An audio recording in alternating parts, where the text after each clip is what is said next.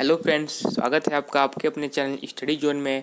और आज मैं आप लिए लाया हूँ क्लास 12th की हिंदी इंग्लिश फ्लेमिंगो बुक से पार्ट 2 का सारांश लॉस्ट स्प्रिंग। वीडियो करना शुरू करने से पहले मैं आपसे रिक्वेस्ट करता हूँ कि जो भी लोग हमारे चैनल पर नए आए हैं कृपया चैनल को सब्सक्राइब कर लीजिएगा, बेल को जरूर प्रेस कर लीजिएगा ताकि आगे हम और भी जो नए वीडियोज़ बनाएं तो वो सबसे पहले आप तक पहुँचे। चलिए शुरू करते हैं। यह पार्ट 2 लड़के साहिब और मुकेश के बारे में है। इनके सपनों और आशाओं को सिस्टम ने कुचल दिया है क्योंकि उनके अपने अस्तित्व के लिए काम करने के लिए मजबूर किया जाता है।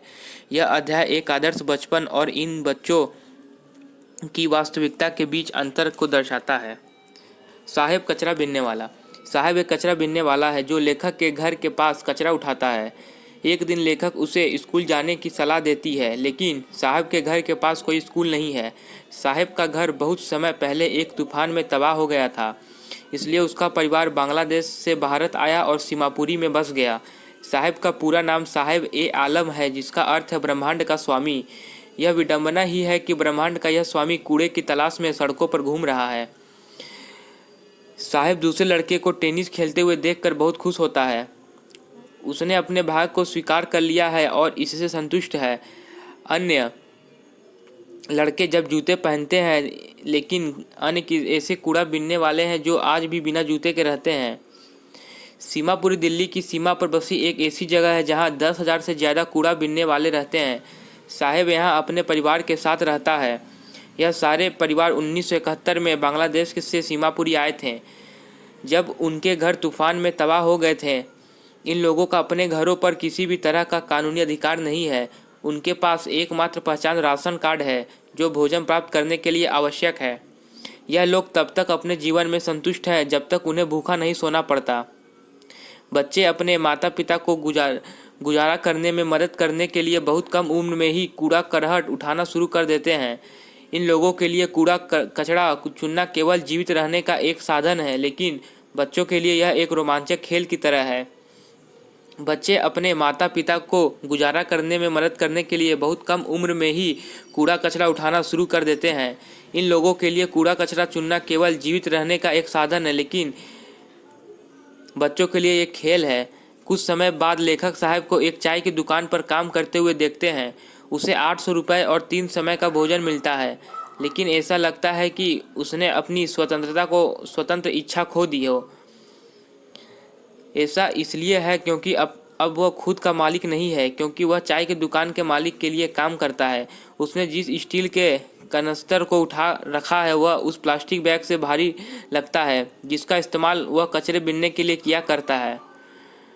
मुकेश फिरोजाबाद में चूड़ियाँ बनाता है, लेकिन उसका सपना एक दिन कार मैकेनिक बनने का है। वह गाड़ी चलाना सीखना चाहता है।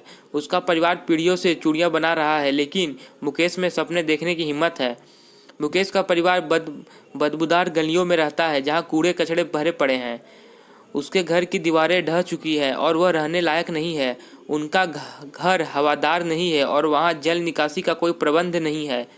लोगों को अपना घर जानवरों के साथ बांटना पड़ता है। मुकेश के पिता लंबे समय से काम कर रहे हैं, लेकिन फिर भी वह अपने घर को ठीक करवाने और अपने बच्चों को स्कूल भेजने में असमर्थ हैं। वह अपने बच्चों को केवल चूड़ियाँ बनाना सिखा पाते हैं। मुकेश की दादी मानती है कि चूड़ी बनाने का काम उन्हें ईश्वर द्वारा प्रदान किया गया है और इसे बदले नहीं जा सकते। कांच की चूड़ियाँ चमकाते समय जो धूल उड़ती है, उससे मुकेश के दादा की आंखों की रोशनी चली गई थी। लेखक को आश्चर्य होता है कि क्या सविता अपने द्वारा बनाई जा रही चूड़ियों का महत्व जानती है। ये चूड़ियाँ एक औरत के सुहाग का प्रतीक है। जब वो शादी करेगी तो सविता को इन चूड़ियों के महत्व का एहसास होगा। भले ही बच्चों के लिए कांच की भट्टियां वाले इन छोटे और अंधेरे कमरों में इतने अधिक तापमान पर काम करना गैर कानूनी है, फिर भी यहाँ 20,000 से अधिक बच्चे कार्यरत हैं। फिरोजाबाद की हर गली इन चमकीले रंग की चूड़ियों से भरी है। अध्याय का मुख्य विषय गरीबी और बाल श्रम है। दुनिया में सबसे ज़्यादा बाल मजदूर भारत में हैं। अनीस जंग इस पाठ के माध्यम से हमारे देश में इन बच्चों की स्थिति पर प्रकाश डालती है। साहिब की कहानी में हम देख सकते हैं कि उसके लिए पैसे से ज़्यादा कीमती आज़ादी है। जब वह कूड़ा उठाता था तो वह खुश था। अब भले ही उसे 800 रुपये और भोजन मिल रहा था, लेकिन उसकी स्वतंत्रता और खुशी खत्म हो चुकी है। दूसरी ओर मुकेश इस कुरीति को तोड़ने की हिम्मत करता है और अपने सपनों का पीछा करने का फैसला करता है। उसकी आंखों में एक चिंगारी है और वो अपने सपनों के लिए जोखिम लेने को तैयार है। लेखक बच्चों की इस स्थिति के बारे में अधिकारियों पर भी सवाल उठाती है। साहब, जैसे बच्चों से जिंदगी भर झूठे वादे किए गए हैं, वही फिरोजाबाद में अगर अधिकारी कार्रवाई करने को तैयार हो तो 20,000 से ज़्यादा बाल मजदूरों को मुक्त करा जा सकता है।